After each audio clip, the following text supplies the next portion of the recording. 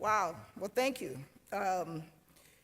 Thank you, Provost Clark, and thanks to the Board of Trustees for this incredible honor. And I just once more want to thank the student speakers for your incredible, encouraging words.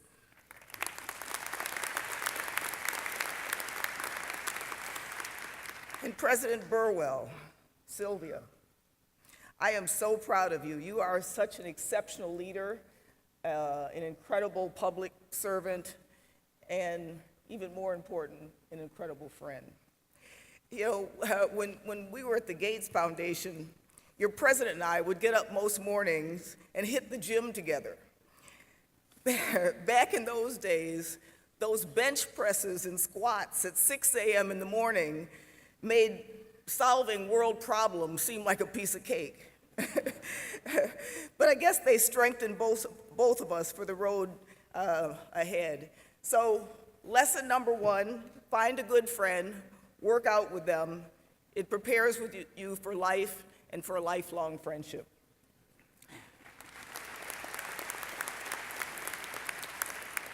So, distinguished faculty, proud family and friends, and graduates of the class of 2018, I am really thrilled to be your commencement speaker, and even more exciting to be sharing this moment with you now as a fellow member of your class.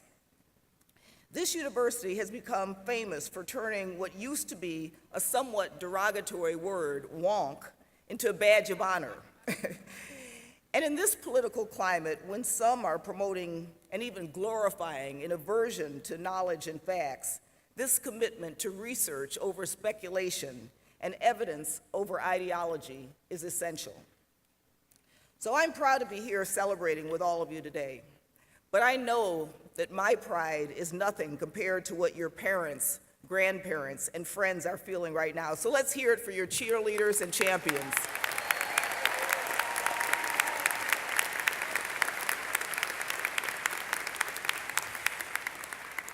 As was mentioned, about a year ago, I became the head of the Chicago Community Trust, a foundation that's dedicated to building a vibrant and equitable Chicago region.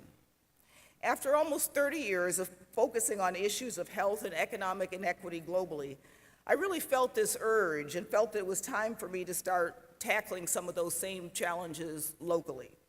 And I was largely motivated to do this by seeing my own country becoming more divided and more unequal. So, as a Buffalo native who left home decades ago vowing never, ever, ever to live in a city with severe winters, I headed off to Chicago. There must be some people from Chicago here. Show of hands, how many? Then I'm sure all of you know that Chicago is an amazing city, but it's also a starkly divided and unequal one. Not unlike many urban communities, the history of racial segregation has led to a true tale of two cities, one white and one black and brown, separate and unequal. But Chicago is also an amazing city, inspirational.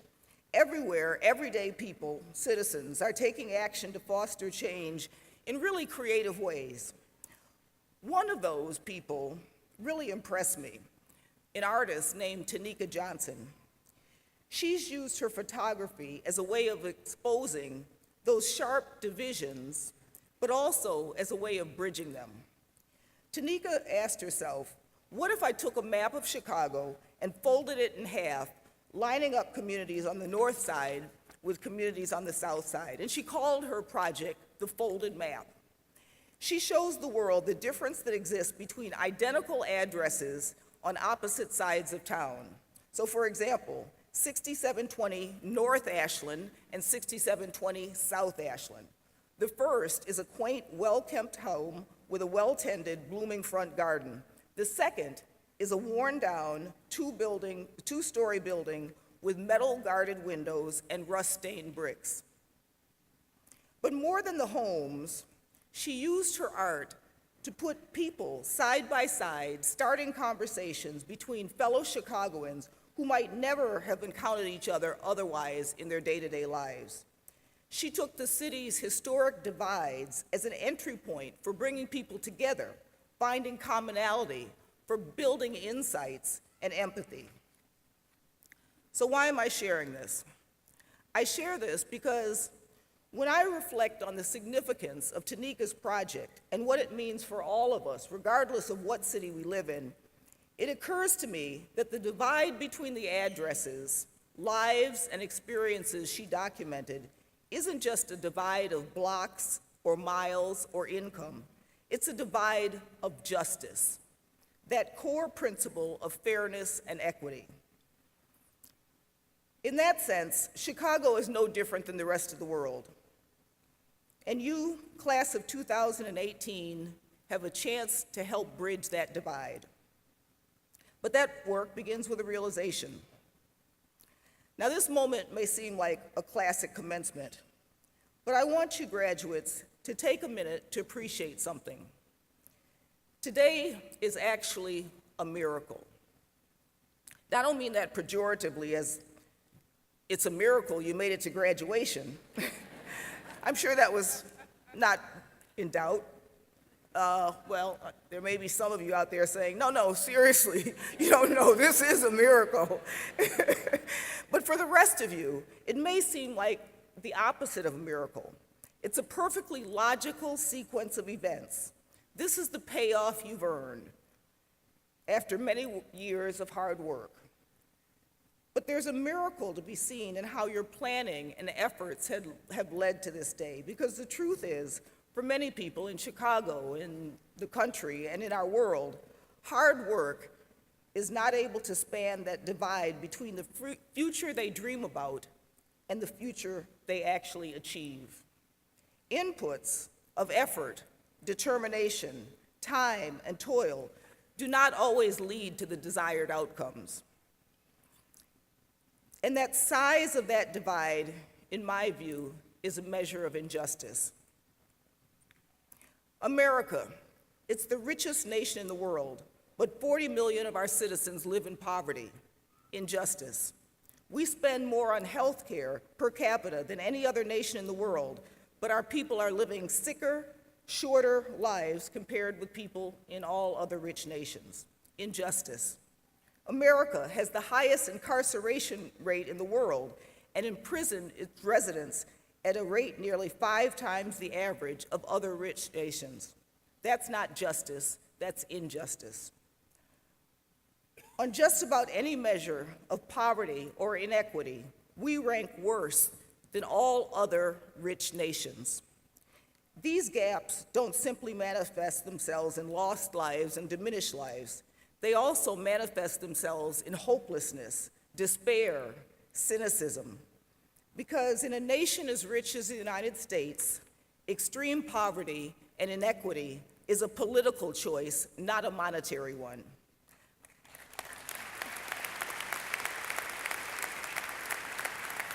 This hopelessness, despair, and cynicism exposes our fault lines and leads to an ever more divided society.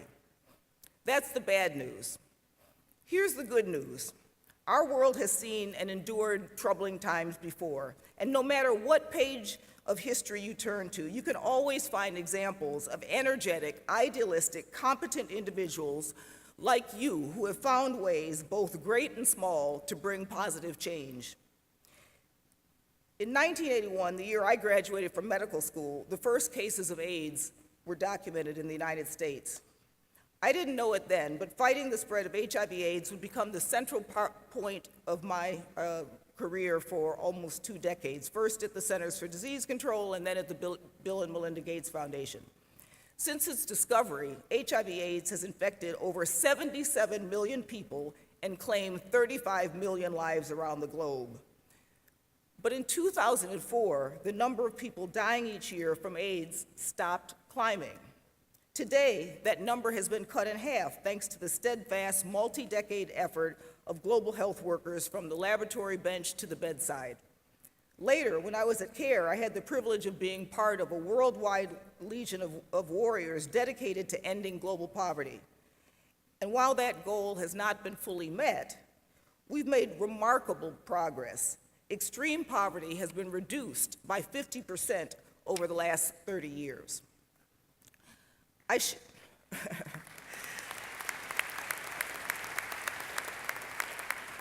I share these examples merely to illustrate that when we're persistent and we work together, we can in fact make a difference. We can make it more likely that inputs will lead to outputs. We can begin to bridge the divides, and we can restore justice. The work isn't easy, and it isn't quick. Our problems didn't come overnight, and they won't be solved overnight. As we continue towards building a more perfect union, we shouldn't be discouraged just because everything isn't finished. It's the work of each generation to take what the generation before us has left and continue to move it forward. And each generation is better equipped than the last one to address our biggest challenges. Look at the Parkland student activists, who I think actually even paid a visit here. When you look at them, you understand what power they have. Most of these young people can't even vote yet, and they're taking adults in our democracy to task to solve the life-threatening issue of gun violence in our country.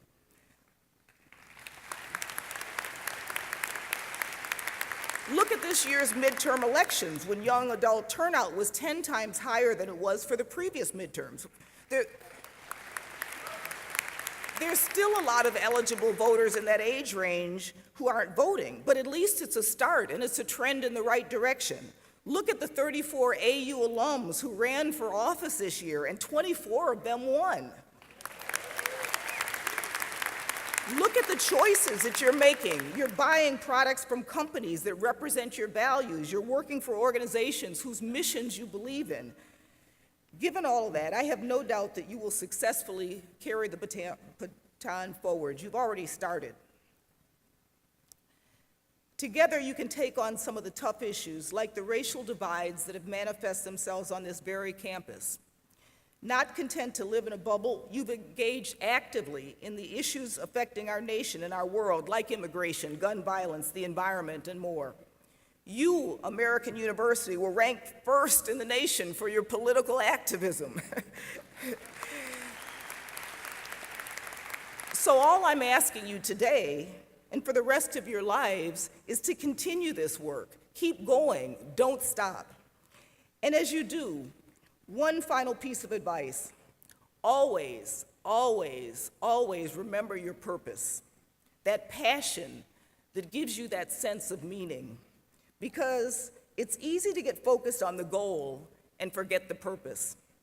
I once heard a wildlife biologist that described the importance of keeping a soft focus when tracking animals. The idea is that when you zero in too closely on what you're seeking, you can miss something even better in the periphery. My career is a great example of that. I never would have predicted when I started my working career as a doctor that I'd end up where I am today, or doing a lot of the things that I've done along the way.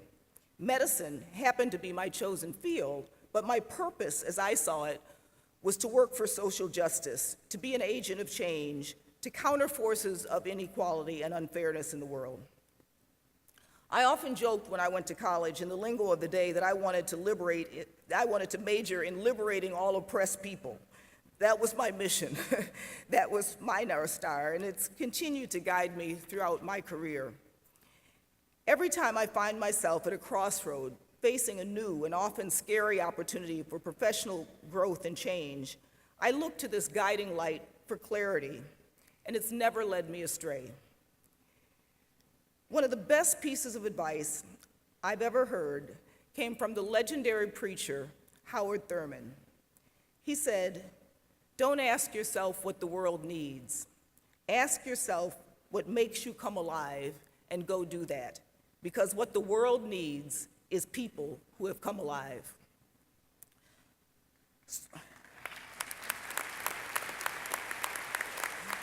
So my wish for you is ultimately my wish for the world, that your lives represent and deliver justice. That you're able to fold the map, to bridge the divides that separate us, and to help to fill in the chasm of injustice, so that more people can experience outcomes that are equal to their efforts and have the opportunity to realize their full potential. And whenever you get fearful of the task that lies before you, I want you to remember the words of a woman who 63 years ago this month took a historic stand against racism by refusing to relinquish her seat on a Montgomery bus to a white passenger. Rosa Parks said, "I've learned over the years that when one's mind is made up, this diminishes fear. Knowing what needs to be done does away with fear." Each of us is prepared to leave our mark on this world. So remember your purpose, have no fear. This is your moment. Go out, make the most of your miracle. Congratulations, AU Class of 2018.